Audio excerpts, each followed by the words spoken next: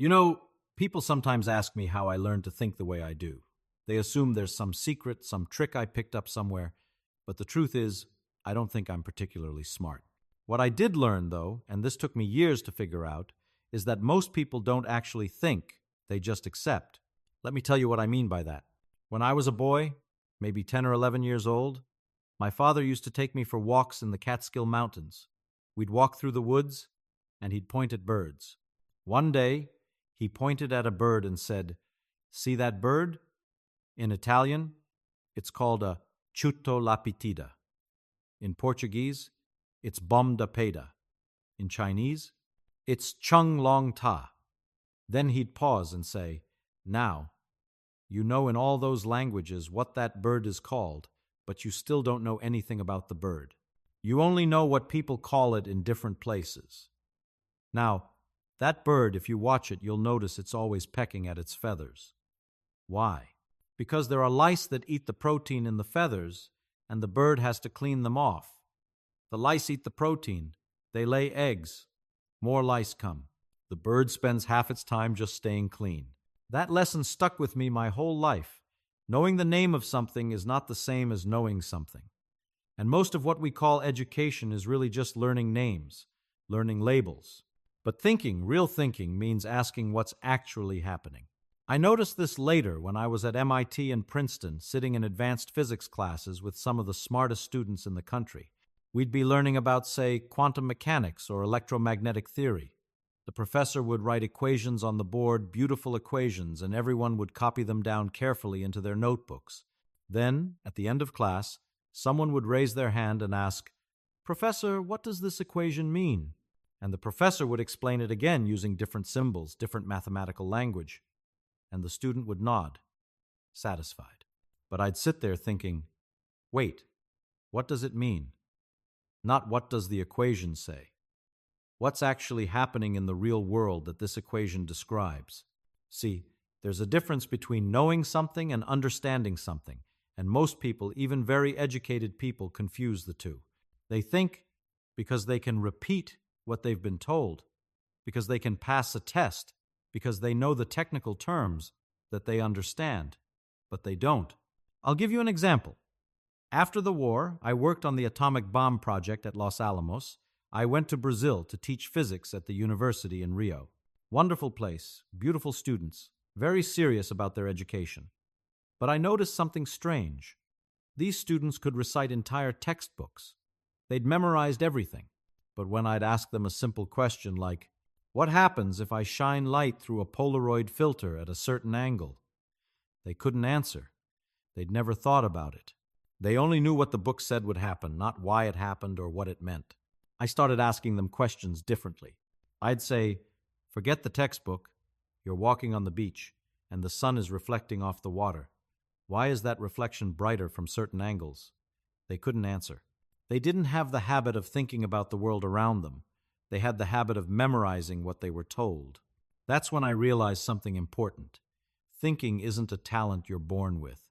It's a habit you build, and most people never build that habit because nobody teaches them how. So how do you build it? How do you train your brain to actually think instead of just accept? The first thing I learned to do, and I did this naturally as a kid, without realizing it was special, was to always translate what I was learning into something I could see or touch or imagine. When someone told me about atoms, I didn't just memorize, atoms are small particles that make up matter. I'd picture them. I'd imagine them bouncing around, colliding with each other. I'd ask myself, if I had tiny eyes and could watch atoms, what would I see? Later, when I was studying physics at MIT, I did the same thing with equations. People thought I was slow, because while they were racing through problem sets, I'd sit there, sometimes for hours, just staring at an equation. But I wasn't being slow. I was translating. I was asking myself, what is this equation actually describing? If I could watch this happen in real life, what would I see? Sometimes I'd even invent strange little scenarios. Like when I was learning about electromagnetic fields, I imagined I was the size of an electron, floating in space. What would I feel? If another charge came near me, how would I know? What would push or pull on me?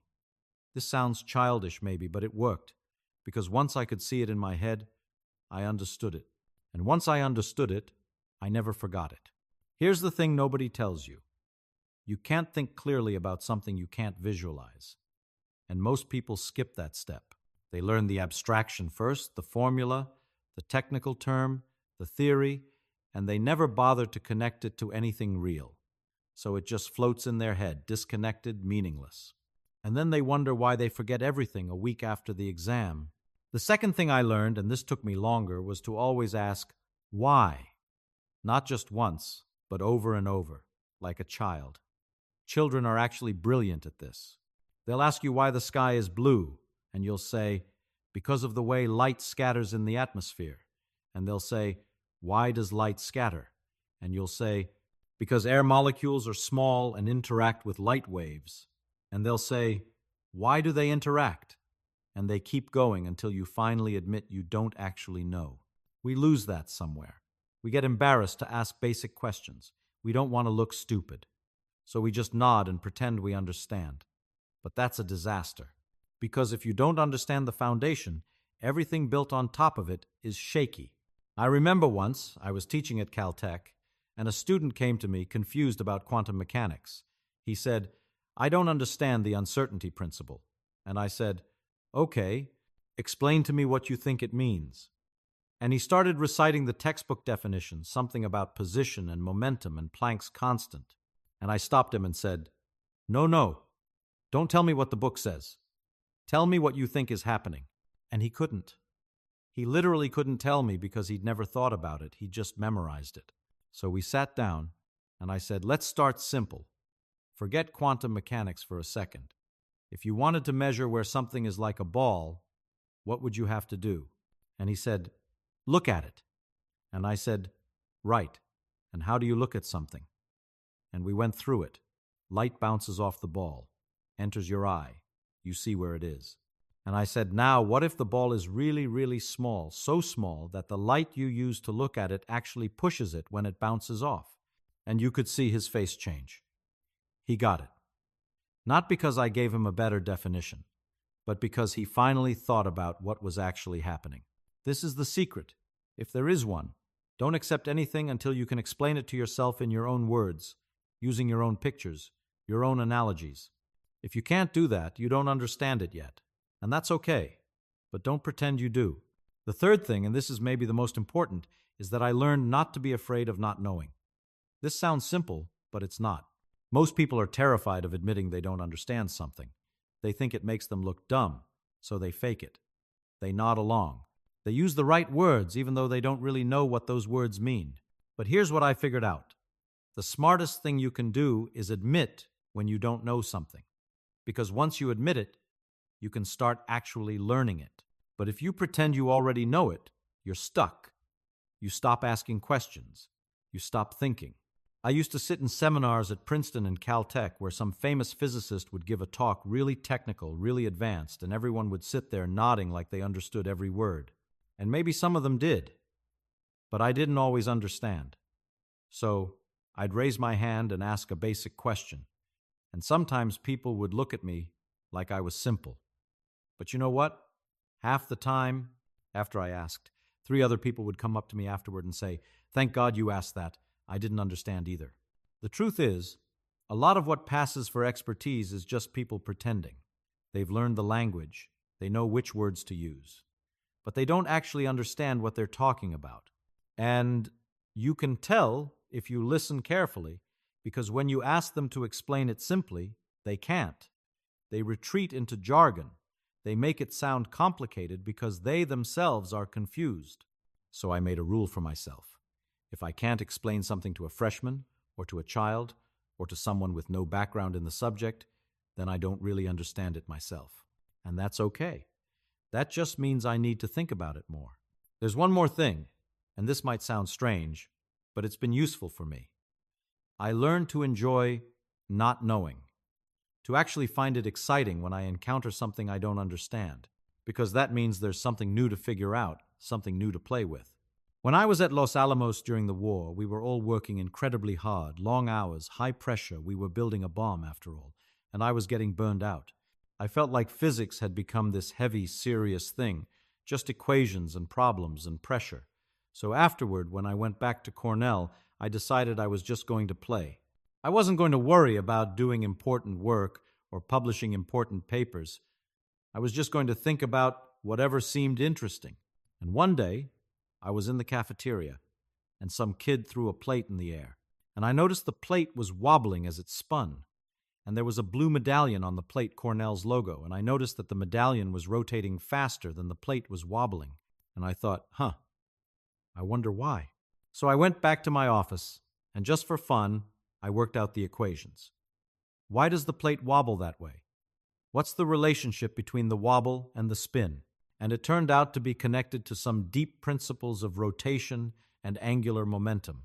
And that little problem, that silly thing I did just because it seemed fun, eventually led to work that contributed to my Nobel Prize years later. But I didn't know that at the time. I wasn't trying to do important work.